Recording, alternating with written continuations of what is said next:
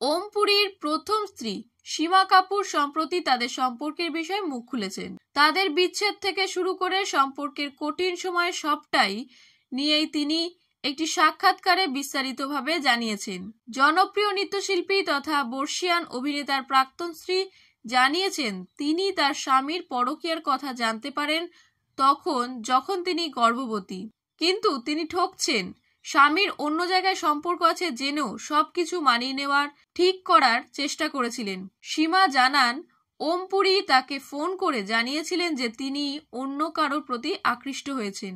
তিনি এদিন এও জানান তাদের সন্তান যখন মারা যান তখন নিজে আসেননি ওম পুরী, বরং সেক্রেটারির হাত দিয়ে 25,000 পাঠিয়েছিলেন।